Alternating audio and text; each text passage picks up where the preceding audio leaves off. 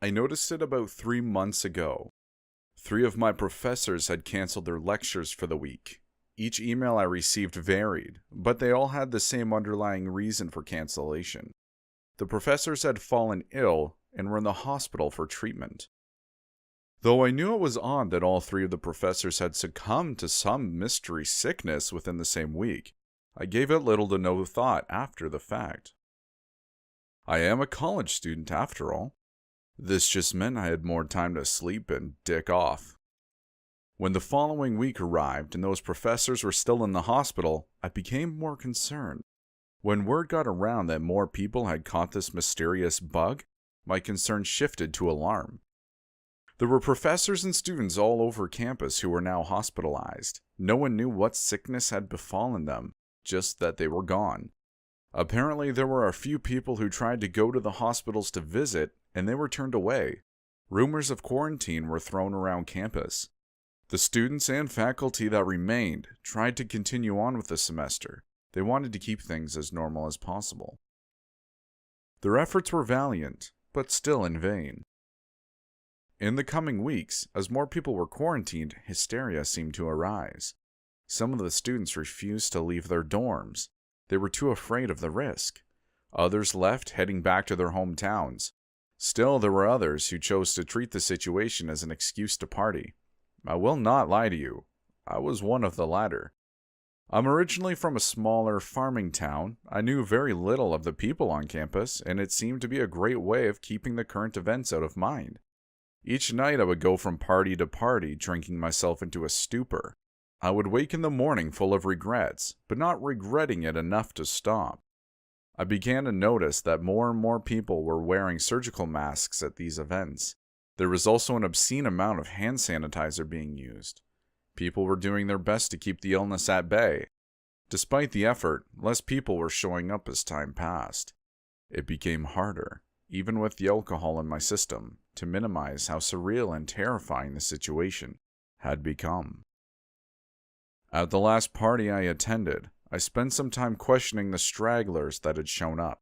I asked whether anyone had any contact with any of the people placed in quarantine, but no one had seen or heard from any of them. I questioned whether anyone had heard anything about the sickness, but they were still keeping a tight lip about it all. Eventually, a rather intoxicated individual who had been slumped in the corner began to loudly address my line of questions. They can't release any information because they have no idea what it is. They've been researching it since the first case showed up, and they can't figure out what causes it or how it spreads. He took a long swig from the murky brown bottle he held in his hands. Both hospitals filled up already, so they started taking the sick out to that old abandoned building near the country. He finished his drink and stood on shaky legs, stumbling over to the counter to rifle through what was left. More than half of this effing town is either quarantined in hospitals in that building, or laying dead in their houses. No use trying to visit anyone anymore. You wouldn't like what you found if you tried. He held a half-finished bottle of vodka up victoriously before stumbling back to the same corner he had left. He fell, face slamming into the wall, as he reached for his spot. He seemed rather unaffected by it as he rolled into position and took a long, hard swig from his new drink. Blood was trailing down his nose as he did. Everyone else had gone silent. A mass of forlorn faces surrounded me. I was drunk, and a feeling of aggression overcame me. I was pissed at that guy for trying to bring everyone down. I thought he was talking out of his ass. If they aren't telling anyone anything and they turn everyone away, how in the hell would you know anything about it? I was an intern for one of the hospitals, you little bag of crap. He spat at me. One of the few idiots willing to volunteer my time. I was sent to the quarantine building along with the other volunteers when the hospital filled up. He stared at the wall, lost in thought for a moment, before scrunching his face up in anguish. I thought I would be able to help those poor people. I didn't realize that we'd been sent there to babysit them until they died. Bull! I was furious with him at this point. Every fiber of my being wanted to launch myself across the room and knock him out. The people who sat around me were crying softly to themselves now. You are a drunken idiot. I don't know if you get your rocks off trying to scare people, but you need to shut the hell up." He chugged what was left of the vodka and leaned his head back into the corner. The hint of a smile played at his lips. "You should all be thankful you've been spared this long." He was drifting in and out of consciousness as he spoke. "Whatever this disease is, it's eating away at people, leaves them rotten." His eyes jerked open after he laid there a moment. "Plenty of ways to find out if I'm a liar. The military is guarding the building now. I got out before they showed up. No one leaves anymore, not without..." The liquor finally won, and he passed out, snoring loudly. I left after he passed out. I was still fuming about what he had said. Looking back, I think I was more scared than anything. But in my own intoxicated state, that fear was expressed as anger. Whatever it was, I had decided then to do a little investigation. I had a car that I rarely used, parked in a lot near my dorm. My roommate, Jared, usually did the shopping for the two of us, and my parents had bought me a meal ticket before semester started. I still kept my keys with me wherever I went, despite the lack of necessity. In my angry, drunken state, I made my way to my car. In the time it took for me to reach the lot, I couldn't help but notice that the campus looked deserted. There were lights shining through some of the dorm windows, but the usual bustle of activity was gone. An eerie silence hung over the place. I think I saw maybe 2 or 3 people throughout the entire walk. Once I got into my car, I debated where to go first. I had a grandmother who lived in town and a key to her house. She had given me one before the semester started so I could do laundry there, but I paid Jared to do it instead. I couldn't be bothered to spend quality time with her at the time. I turned the key and took off in the direction of her house. The roads were completely deserted, which was something I should have been glad for at the time. Instead of being grateful, it left me with a feeling of isolation. I began to drive more erratically, trying to get to her house quicker. As I drove, I tried to convince myself that I would find her alive. I wanted to believe that she would be okay. At the most, she might be sick. When I reached her driveway, though, my stomach dropped. All of the lights were out, and her yard was completely overgrown. Her mailbox was overflowing, and newspapers littered the porch. My legs were shaking as I exited my car. Making my way up the porch steps, it felt like time slowed down as I swung the door open. The odor that rushed out to greet me was overpowering.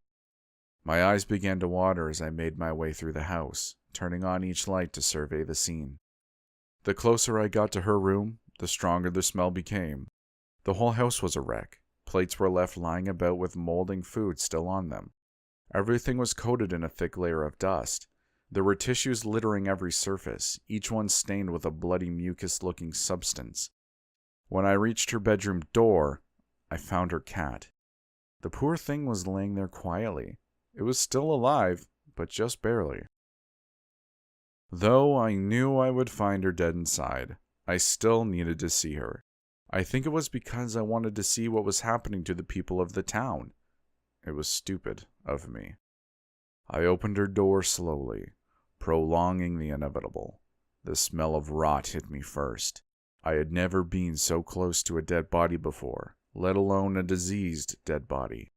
I swallowed chunks of vomit as I covered the lower portion of my face. When I saw her lying there, under the blankets, I realized that she had to have been there for a while. Her eyes were closed, like she was sleeping.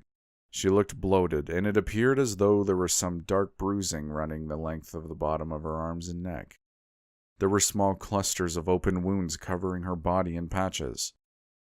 It looked like her pores had opened up in little honeycomb-style clusters. Each hole looked to be the size of a quarter, and they were seeping the same foul, bloody mucus-tinged substance I'd seen on the tissues. I couldn't help but begin to itch when I looked at them. The sight of her discolored gums, slick with the ooze, was what finally pushed me over the edge. I turned and beelined for the door, skidding to a halt when I remembered the cat. It didn't fight me at all when I tucked it into my arms and took off. When we got into the car, I broke down. I hadn't been very close to my grandmother as I grew older, but it was still upsetting to find her like that. It also made me think about what the man from the party had said. about half the town being quarantined or dead. I couldn't stop myself from thinking about all the people who died the way that she had. I don't know how long it took, but eventually I turned on the car and threw us in reverse. I thought I was going to be able to leave the town. When I reached my exit point, that hope was dashed quickly. I skidded to a halt when I saw a barricade that spanned as far as I could see in either direction. There were people patrolling in hazmat suits with extremely intimidating firearms. I sat there, sobbing uncontrollably for a long time, pressing the cat into my chest. I must have passed out eventually, because I was jolted awake to a sharp crack to my driver's side window. I raised my head in confusion and saw one of the hazmats was standing there, pointing a gun at my face. I raised my hands in surrender instinctively, too stunned to do anything else. "Turn the effing car around and don't come back," he barked at me. I guess I didn't come out of that stupor fast enough because he raised the gun into the air and let off a loud warning shot. I said, "Turn the car around." I shook my head violently in agreement and threw the car in reverse for the second time that night. I never did go check out that abandoned building. After everything I had encountered that night, I knew that man hadn't been lying to me. For a while, me and Jared stayed in our dorm room. He would go out to scavenge supplies while I hid there. He hadn't had to experience what the disease was like firsthand, and he'd always been willing to go the extra mile. He eventually got sick, though, just like everyone else. He deteriorated within the week, and I found him one morning, the same honeycomb-style clusters covering his body. I didn't have access to a shovel, so I put him in the hallway and covered him with his blanket. Now it's just me and the kitty, who I have unimaginatively dubbed Kitty. I don't know how many people are still alive here. I stopped being hopeful when Jared passed. At this point, I'm just waiting for the inevitable. I know that people are going to ask where I am, but I refuse to tell you. Even if you could get past the barricade alive, I won't condemn anyone else to die like this. I guess my main purpose for this is to warn you all. There isn't any cell service, and they've somehow blocked social media sites. It was actually Jared who had pointed out to me that Reddit was still usable. I think they knew most people would just brush this off as some sick-ass joke. I still have no idea how this spreads or what caused it. I don't even know what to call it. I do know it isn't spread through contact. I was here with Jared the whole time he was sick, and I had direct contact with his body multiple times. When he got weaker, I was the one who tried to clean those wounds. Keep your eyes and ears open. Pay attention to your friends and neighbors. If you notice too many people getting sick at once, get the hell out of there. If it can happen here, it can happen other places too. I have a hard time believing this will be an isolated incident. I don't know what they plan on doing here once everyone is finally gone. Maybe they'll find some way to wipe us off the map. I honestly wish I never would have come to this crap hole. Anyway, I'm running low on supplies, so I need to head out and scavenge what I can. Wish me luck. Maybe I can make it another week or two. That's it. That's the end of the show. Welcome to the 100% scripted and pre-recorded portion of tonight's entertainment. If you liked what you heard, I'd be happier than a cat on a table full of antique glassware. As you know, cats love knocking things off tables. Well, if you liked it, comment on the video, like the video, dislike it if you disliked it. Let me know what you thought. I see every like, comment, and subscription. I'm always watching. You'll also find my Ethereum address, just in case you want to support me and my cryptocurrency gambling addiction. Just kidding though. Anyways, this now concludes the 100% scripted and pre-recorded portion of tonight's entertainment. Thank you for listening and have a great day.